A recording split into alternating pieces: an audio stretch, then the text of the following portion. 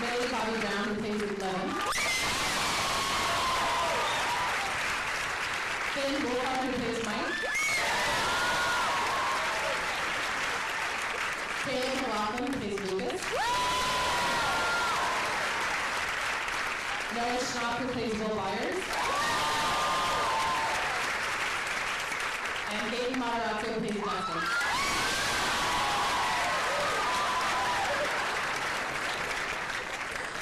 This is a very enthusiastic room. I love it. So before we get started, I want to also mention that we are streaming live on Facebook and Instagram. You may have heard of those social media outlets. So welcome to all of our fans and followers on both of those sites and outlets. Please enjoy. Before we get into questions about the show, I wanted to congratulate you on your SAG Ensemble nomination, which is very exciting. And to Winona and Millie, who also earned individual nominations this year.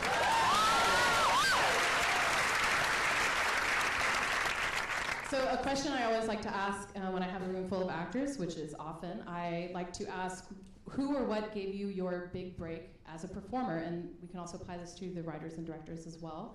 But anyone can start if anyone feels compelled to share his or her first big break moment. Please do. Okay. I don't really know. I think you kind of just get it once you work on your first project, which was Once Upon a Time in Wonderland. It was like a reoccurring role. And I was really, really excited. And as soon as I done that, as soon as I was on screen, I fell in love with it. And I guess my big break was this show. And how about you, David? I did soap operas. Yeah, back in the day, yeah. I Steady mean, for work, we film, love it. what? Steady work. On soap Yeah, it's opera. great too. Like I did As the World Turns for 3 years. I was Officer Ron Shanks of the Oakdale Police Department. So I haven't come very far because now I'm just like another cop, but I'm a little more messed up and a little fatter. Yeah, I did soap operas for like 3 years in New York, and it was a great way to train because you shoot an hour of usable tape in a 12-hour day. So they edit on the fly, and if you can actually get your lines out in the right order, they move on. So anytime you see somebody be good in a soap opera, it is amazing. They are amazing. Yeah, where they say that I was too ugly and they pulled the camera away. How's Cleveland? Yeah, they don't do it live anymore. They used to do it live, but not anymore. Winona, what was your Winona big break? Ryder. Give us your big break story. There's big break, but then there's first job. I didn't know which one. Big break. Talking. Big break. Big break. Come on, which soup? Yeah! Woo! I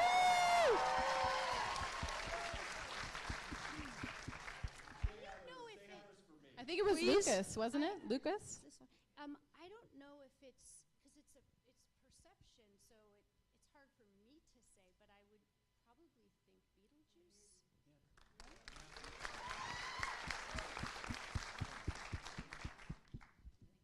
That sounds good. Thank you. And for the writers and directors, just briefly, you guys obviously you'd worked in television before, and Sean, you've been mostly features. But tell me a little bit about how you first broke through, and what was the project that got you noticed? We were struggling for a long time, and then we wrote this script called Hidden that was something we thought we could do low budget. I mean, we really wanted to direct, and no one was interested in us directing anything. And then so we realized, we got to write. We got to learn how to write. And then so we just taught ourselves how to write, and we ended up with this 90-page kind of supernatural thriller, which Warner Brothers ended up making and dumping, and so no one's ever seen it to this day. I mean, that's how it is. It's up and down, up and down. And then we got on a show called Wayward Pines, and we learned television, and then and that was crazy. So we learned that, and then we wrote this. I mean, this is really the first thing we've done that a lot of anyone really cared about, I feel. But we've been at it for a long time, or feels like it. How about you, Sean? Well, I mean, I went to film school like these guys did, though many years before them. And I don't know, the thing I was thinking about kind of is when Winona was saying, well, there's big break, and there's when does it feel like your career started? And, this came across my desk between movies. And I just kind of knew instantly that this was something major and that these guys were a significant voice. And then I watched Hidden, the movie that the world never got to see, and it showed real talent in their filmmaking as well. And so, I don't know, it just kind of, I guess for me and for a room of actors and all of us who try and do something creative with our life, it's like you never kind of know what's going to be the moment that changes everything afterwards. So you have to do everything you do as well as you can, because you don't know what is going to be the shift to something different. And that's frankly what this show has been for all of us. It's been a real moment of change. So. And because this is a room mostly filled with actors, I'd love to know, when you were strategizing the casting process, which none of this would work if you hadn't cast all these incredible people, what was your, I guess, what were the things that were non-negotiable, and what did you have in your head in terms of this dream ensemble, which I'm assuming we have on stage today? Well, I mean, Winona and David came very, very quickly, just because we're huge fans of both of them, and so that was very fast. But we, no? Come on. Well, we saw him like as Ron 12 Shanks, times. and we thought, Yes. No, they came very, very quickly, and Netflix was very supportive, and so that just came together quickly. But we knew that none of this would work without the younger kids clicking, and so we started that search very, very early on, almost right after we were greenlit, and it took. I mean, we saw how many? A lot, like 1,000. Yeah. I mean, over 1,000. And I have to credit to the Duffers and to Carmen Cuba, who's our casting director, who's exceptional. Because Amazing. these guys were so vigilant in not casting anyone unless they felt completely authentic to the character. And it's ended up creating this ensemble that is kind of weird and unique, and it's kind of, it works in all its disparate, odd pieces, because Ross and Matt were so determined to create something singular. But it's not like there were backups. There wasn't a backup Dustin. Right. Like if Gaten hadn't been like, you know what, I don't want to do it, I don't know what, we'd be in trouble. Thank we God really you didn't pass, Gaten. Yeah, if you had passed, we would be really... We almost lost Finn for a second, but then he came back to us, and all was right. He was in demand. True. And for Winona, you were actually on the cover of our August issue, in which you said, and I love this quote, you said, "I get a lot of, you don't have kids, how do you know how to act like a mother?" And you said, "I know nothing could compare and I haven't had the experience, but when my niece was born, I felt like I could jump in front of a car and die for this little person I didn't even know." I thought that was a beautiful way of, a lot of people play things they aren't in real life, which is no duh, you're an actor, right? But I want to know specifically, what about Joyce spoke to you in a way that maybe an experience you hadn't had when you had read other scripts in the last few years? God, I mean, that's a lot of things spoke to me about her. I think the fact that she was flawed and just very human, and not perfect or cookie cutter. She wasn't just like the mom in the fluffy slippers in the corner, like, come on, kids. Like, which, you know, a lot of, when you read the parts of the mom, which I'm now of that age, that a lot of them are just sort of there like that. But she was so, you know, I think that it reminded me in a way, and I'm not comparing them because they're different films or things, but watching, like, Alice Doesn't Live Here Anymore, and these great movies that I grew up watching, like the Marsha Mason movies, and where they were just not perfect at all. They're hardworking single moms, yeah, essentially. Hardworking, doing the best they can. They're good people. But, you know, I think Joyce had a lot of guilt because she knew she was leaning on Jonathan, her older son, way too much, but she couldn't really do it any other way. And I just loved exploring the backstory, which, you know, I did with David a bit, and with these guys, and which, because you don't get to see much of it, it's sort of one scene before I start freaking working out. But you may in season 2. But I don't mean to be long-winded. It was just, I thought it was a great opportunity, and it was also something that I'd never done, and that was exciting to me, and just to work with these guys was really exciting. It was just sort of a perfect storm. Absolutely. And David, what did you do to prepare to play Jim that may be distinct from other roles you've prepared to play? I ate a lot of cheeseburgers. I wanted that dad bod. And then it was really hard to accomplish, too, because I'm normally so in shape.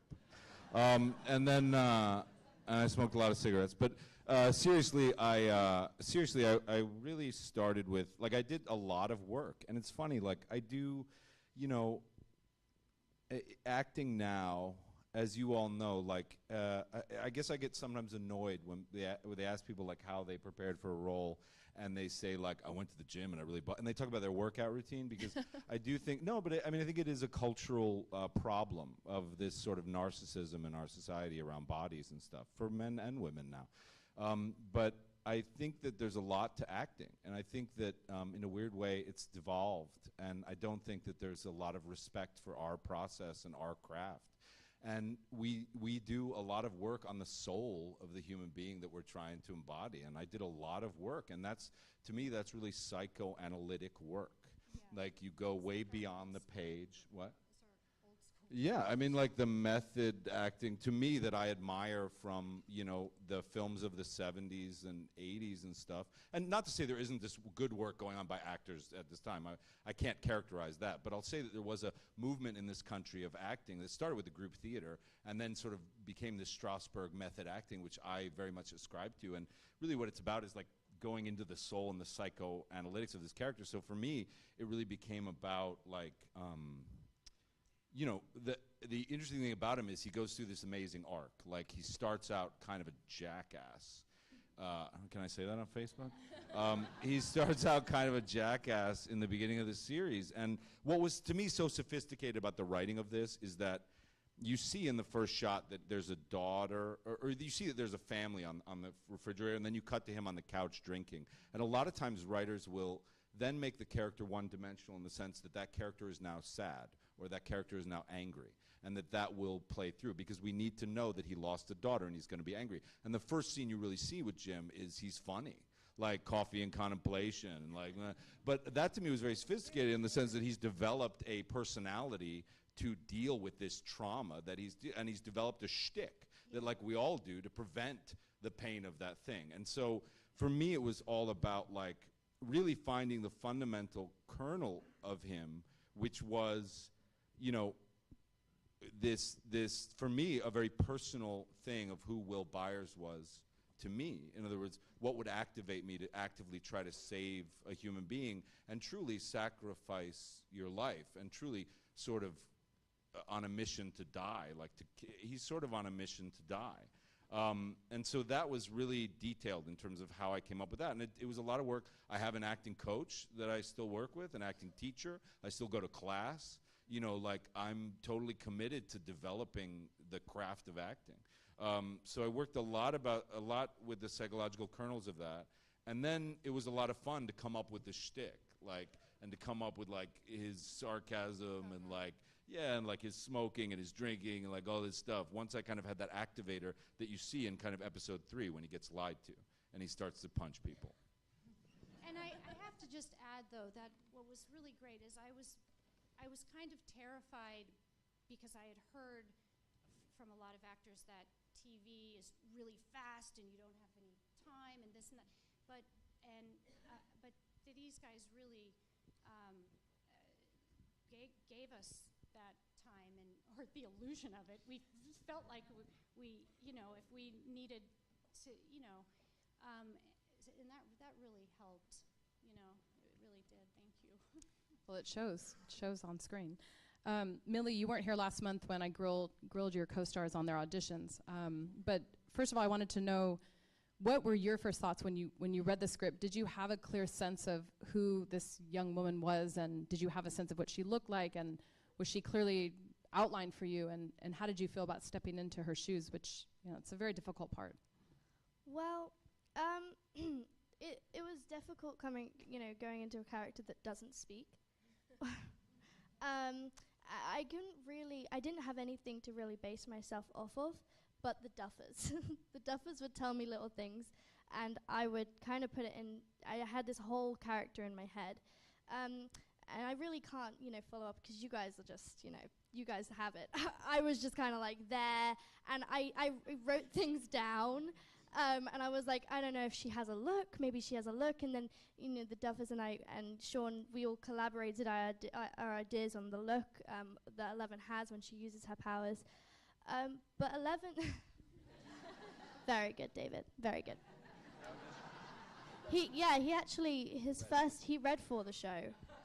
He read for 11 actually, and I read for Jim Hopper. I did. We switched characters. But yeah, no, it was really fun getting into, because 11's so, she has this really weird contrast to her where she can be really vulnerable and be in the state where she's with Mike and the kids and she doesn't really know what's going on, and then she has this don't want to mess with her side. So it was really fun to work with that, and I really thank the Duffers and Sean for kind of helping me create her, because I didn't create her by myself, definitely not. No, but I remember the audition was, because there were no lines, and I think Finn gave you a wig, and you were putting on this wig for the first time, and it was just that look, even on our crappy digital camera, just seeing the look in your face, it felt like there's that sense of wonder and innocence, but you didn't feel quite human in that. So all the way back then, it was there, whatever it was, and I don't know how you did it because no one else could do it.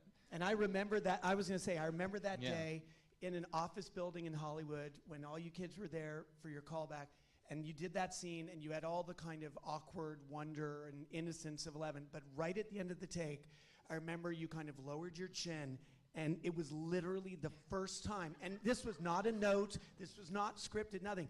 But you brought that darkness at the end of a take at your callback. And I remember that was the moment the guys were shooting at themselves. They were I just remember we were in an office and you went down with it and you were the darkness of 11, and that's when we knew.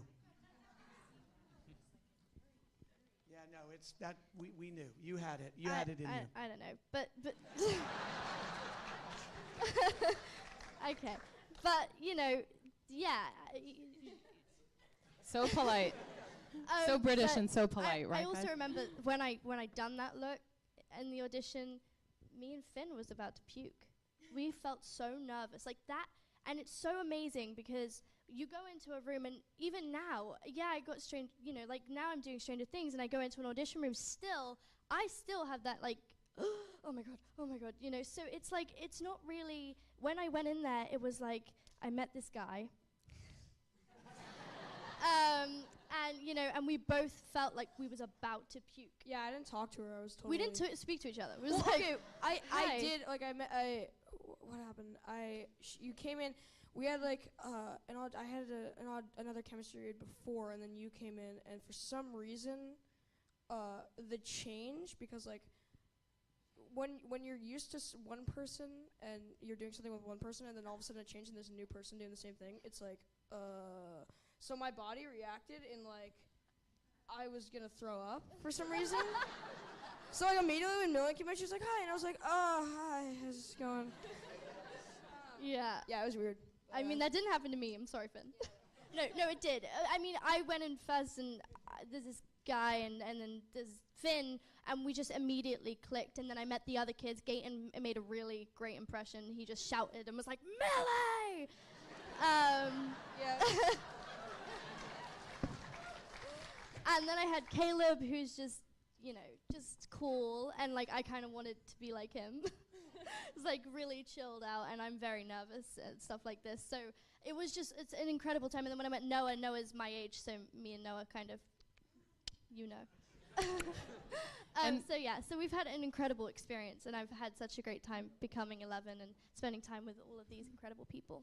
And for the rest of your co-stars, what day or scene would you point to as being a time in which you felt scared, and how did you get through that moment? Was it from one of the directors, or one of the producers, one of the writers, one of your co-stars? Was there a moment you thought, God, I'm really feeling like I can't do this? Well, I've been scared of the Demogorgon before, and he just being like seeing him in that costume and hearing that loud roar, just that alone, even in real life, it's just this guy in a costume, but it freaks you out just seeing it. And then there's the other one where the face opens up with the teeth. It's freaking scary. Did you guys have nightmares at all when you go home at the end of the night? Would you dream about this stuff? Can you hear me? Okay. Not really.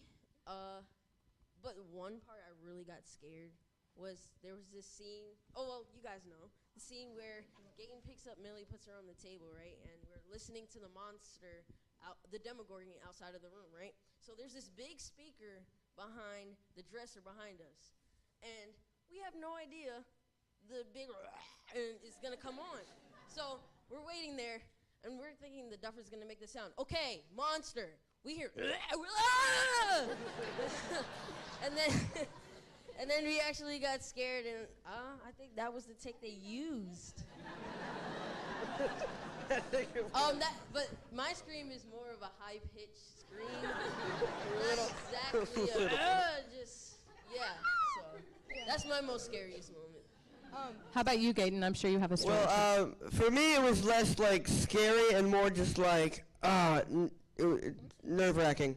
But it was the scene when we're in Lucas's house and I'm trying to have them make up from fighting, because that's the scene in the audition that I really had to nail to get the part. And I'd done it in the audition with another boy who was auditioning for Mike, and it was either Matt or Ross who was doing Lucas. And great job, guys. Whoever it was. I don't know what you're talking. Really? Yeah, you. I think it was you that was like Lucas, and you did the scene. But yeah, Ross usually read for Lucas. For some reason, yeah. But okay. But we were doing that scene, and I had to do it, and I'm like, should I do it like I did it in the audition or something? And I did the scene, and I felt so nervous about it, and Matt and Ross were just like, yeah, it's fine, you're doing great. I'm like, this is the scene that I really have to make sure that I do a good job on. But yeah, I hope you guys. It's funny you were nervous. It, right? There was nobody else auditioning for Dustin. It was. It was. Great. Yeah. Well, going back to your. How can I follow that? Going back to like if you were ever like scared or unsure of like a scene or like scared, there are like two scenes for some reason that come into mind. Was the first like D&D scene was like the first 10 minutes were like hell for me for some reason, because I walked in because I had never been on like a full film set before. I'd always done like indie stuff and like the biggest cameras I've ever seen, and like a full set that people just created. I don't know. It was crazy to see in this, so that was sort of intimidating. But there was one that I don't know why I beat myself up over. Was I was with Sean. I had to do like the crying stuff, and I was always insecure about the crying stuff for some reason. And there's one take that we did, but you guys cut it. Was the I'm gonna call you out. There's okay. It's. Okay, after, I mean, it's not really important, but after, it was like one of my favorite things to do, but, Spit it out, Finn. Let's go, Finn. yeah, you Just cut it. go. Okay, so after the fire truck where we find Will's body, there was a take that we shot where I was riding down this trail, and it was just like one single tear fell, and I like wiped it away and just kept riding. And it was like a huge like golf cart track shot. Yep. And you guys ended up cutting it. I mean, I'm so glad I did this panel so I could be haunted by guilt from now on. Sean. Like, No. I'm gonna find a way to wedge that into season 2. I promise you that. Flashback. Deleted scenes, yeah. So one last question before we move to the audience questions. So for the younger actors, being able to work with David and Winona, I'm sure was incredibly wonderful. And I'm wondering, what did you learn from them on set, a lesson or a technique or anything even about the business that you've taken with you that you feel like is serving you now in season 2, but also beyond this project? All right. No, you worked with Winona mostly, so. Yeah. I just remember. I remember you taught me this just randomly on set. It was when it was at the very end of the first season, and it was the shot. It was like going out, and we were supposed to just be talking, and she told me to repeatedly say carrots and peas, rhubarb, and I never forgot that ever since. And I just thank you, Winona. Well, it's when for any of you who've done when you're in the background and you're supposed to be talking but you don't have any lines. Okay, watch. I'm gonna mouth carrots and peas, rhubarb. It actually looks like I'm saying words instead of blah blah blah blah blah blah blah. And I learned that. I learned that at ACT in San Francisco. But then Catherine O'Hara in the great Christopher Guest movie, For Your Consideration, I think she does it. She does hub up. Oh, she does hub up. But I remember when I worked with her on Beetlejuice, we talked about that. But it actually, seriously, if you have to be in the background and you don't have dialogue, but you're supposed to be talking, and you can do it angry, like, or you could do it like. And all I'm saying is carrots and peas, rhubarb. You guys didn't know you were getting a master class in acting today. I don't know who came up with that, but that is the most brilliant thing I've ever Thank you so heard. much for that. Do you know, this is the thing though. I wish I could use that, but I don't speak. So I think I would just be more like. But it only works if you say it. It's so. Well, I think if you say it, you do it really well. I think it's just you. But yeah. So I want to get to a couple audience questions. So 2 things. 1, don't bother asking about season 2 because there's no point. And second, when we're wrapped, all these fine people have to leave right away. So please do your best to not rush the stage despite your best tendencies to do so. So I will take a couple questions. We have a couple of mics, so just raise your hand. Young lady here in the red hair. Hi. Okay, so there is a scene where 11 walks down and she's not supposed to be seen by, I think, Will's family. Or no, not Will. Sorry, Mike's family. I'm looking at you and said Will. And you guys all distract at the same time with like spitting out milk and banging on the table, and that's my all-time favorite scene. And I was like, just crack up every time. And I was wondering how that came about, like whose idea that was, and like who choreographed all of that to happen at the right time. That was amazing. Yeah, it's them. Oh yeah, I mean we wrote it in the script, and then it was really I think it never timed out correctly, and then we just edited it so that it worked. And then Holly, the little toddler, was supposed to bang on the table, but Gaten was banging, and it made her upset, and she started to get slumped down into her seat and cry, and we used that take. Because she was, 3? I mean, she doesn't do what we tell her to do. So we just train a camera on her at all times, and Gaten upset her, and it was great. So it turned out a little different, but we loved the result. Very good. Sir in the red shirt on the end of the aisle there. Piggyback on the question you asked the kids, because I'm curious if there have been moments for the adults when there has been genuine fear-induced. A couple spring to mind, even in that first episode that I just saw, and I'm curious what you were feeling. Maybe, David, when you're walking in that shack and your co-policeman comes in there. Oh, yeah, that was kind of fun, right? Yeah, I know. Is this on? Is this one? Is this? Oh, whoa. Yeah, in terms of visceral fear moments, that was really fun. That was on a stage, though. That was totally like artificially produced. Like there was actually no. I mean, that was just like some work I was doing, some personal work. In terms of like action, it was. What the hell is so? I do work. I'm not just a pretty face. I I mean, for me, like, truly the fear stuff was, in general sense, the fear stuff for me, and this is amazing about Carmen Cuba, and what I think I can say about this whole cast is, like, I do feel like we're miscast by a basic traditional casting director. We are all miscast, and we're all a bunch of freaks in a certain way.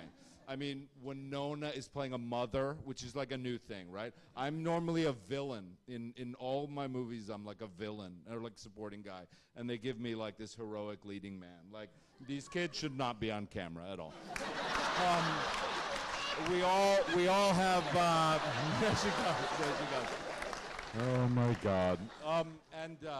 And even like we all have weird bodies, and like I just love this cast. Like, I just love the uniqueness of this cast. So for me, and I think for all of us, like, we were down in Atlanta, we were shooting the show, and we you know, everyone was like, "Did you think it was going to be great?" And I was like, "No." Like, we were. I think you guys felt this too, right? We were terrified. Like, we were down in Atlanta, we were just constantly shooting. And I think we had high hopes for it, but I think we were all just afraid and wanted to do the best job. So for me, the constant fear was that I would just suck, like, the whole time. So that was more than the visceral fears of the Demogorgon or anything. That was, like, constantly the fear in my head. Okay, one last question. Young lady in the beige coat on the end here. Hi. The show is amazing. I have a question for the Duffer Brothers primarily. The show, you know, obviously you guys have been interviewed about how it's very reminiscent of some other, inspired by a lot of, you know, older movies, and it just breathes so well. And I feel like so much TV and movies nowadays, like, move so fast that you miss the characters, you miss the feelings, the relationships. And the show really, I love the characters and the relationships, and that's what makes it so special for me. I was hoping you could talk a little bit about how you developed those characters and how you really managed to succeed with that. Well, I think for us, and I think why, even though we grew up as just movie people, that was our first passion. I think why we started to get excited about television, especially now with places like Netflix giving you even more freedom, is that we're able to tell these supernatural stories with our, you know, all this childish stuff we love, whether it's, you know, interdimensional monsters or whatnot. But at the same time, the reason we fell in love with these movies in the first place, like Close Encounters or E.T. or whatever it is, it's like, yes, they're genre, but the heart of it is they're about these characters, and we were unable to do that, or finding ourselves unable to do that on film, where if it's a horror movie, it's just got to be scary. If it's a comedy, there's just got to be a laugh every, you know, 10 seconds or a certain amount. Whereas on TV, we can go, well, yes, this can be funny, but it also can be scary, and it can also be dramatic. And I think that's why we fell in love with these movies in the first place. So I think it was taking those ideas and moving them into this new medium where you could take a break. You don't it doesn't always have to be about a monster, and you could just, you know, just learn more about these characters. And I think that's what got us excited about it. I agree completely. That a lot of movies now, especially the blockbuster stuff, it moves for me, it's too fast. Because I don't get into it. I get exhausted. It's like they cut it really fast, and there's all this action, and I get bored. Like, I actually check out. Except Sean's movies aren't like that. Then and so I mean, it's not across the board, but a lot of movies I feel that way, and that's why I've been getting more into television. So, and then we started to see people that we admired kind of making to transition to television and telling these stories in a very cinematic way, but also they had time to breathe. So we wanted to do that, and, you know, get our monster in there too, which we did. It was fun. Well, thank you all for being here. Good luck at the Globes tomorrow. Thank you. Thank you. Thank you.